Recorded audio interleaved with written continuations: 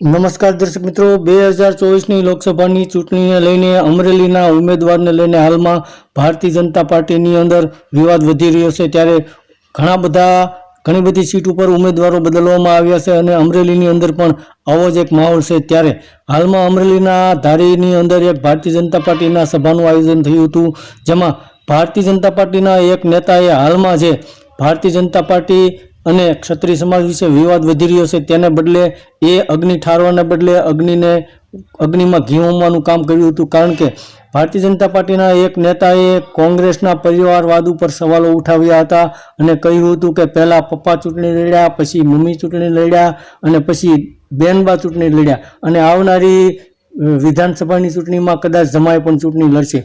આવું કહીને હાલમાં આ ભારતીય જનતા પાર્ટીના નેતાએ કોંગ્રેસની મજાક ઉડાવી હતી, જેને લઈને હાલમાં આ ચર્ચા ખૂબ વધી રહી છે। અમરેલીના રાજકારણની અંદર પણ ખળભળાટ મચી જવા પામ્યો છે।